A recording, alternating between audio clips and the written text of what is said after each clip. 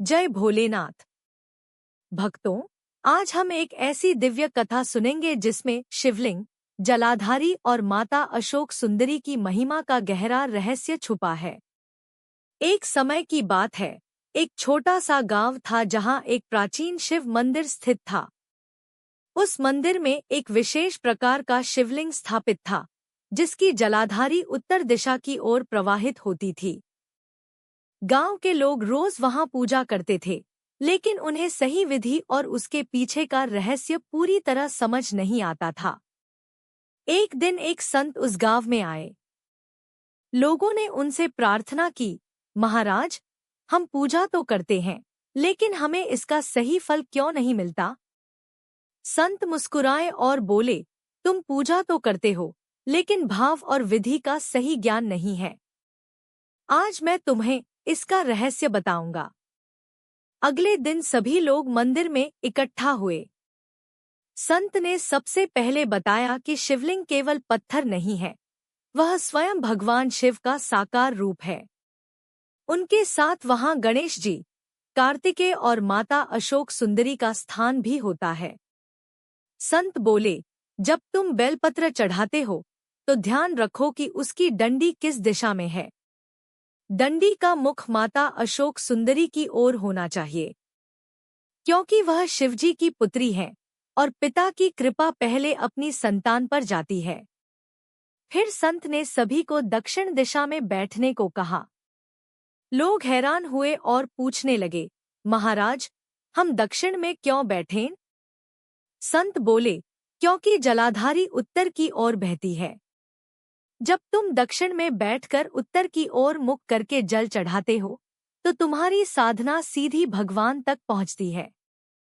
फिर उन्होंने एक व्यक्ति को जल चढ़ाने के लिए कहा। वह व्यक्ति धीरे धीरे जल की धारा शिवलिंग पर अर्पित करने लगा और मन ही मन अपनी समस्याएं बताने लगा।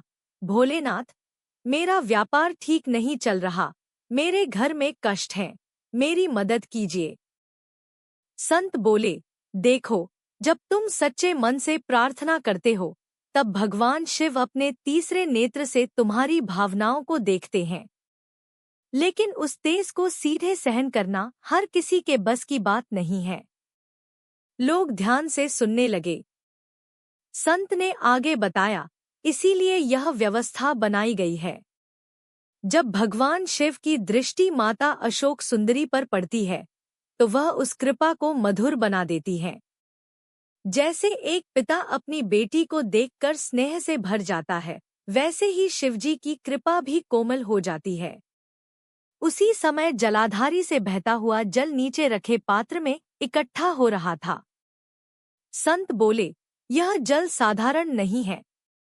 इसमें शिवजी के तीसरे नेत्र की कृपा और माता अशोक सुंदरी का स्नेह मिला हुआ है। जब तुम इस जल को ग्रहण करते हो या घर ले जाते हो, तो यह तुम्हारे रोग, दुख और बाधाओं को दूर करता है। गांव के लोग अब समझ चुके थे कि केवल पूजा करना ही पर्याप्त नहीं है, बल्कि सही विधि और सच्चे भाव से पूजा करना जरूरी है।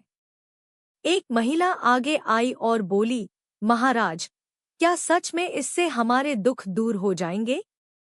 संत ने कहा, अगर तुम्हारा विश्वास सच्चा है और तुम पूरी श्रद्धा से यह विधि अपनाते हो, तो भगवान शिव अवश्य तुम्हारी सहायता करेंगे।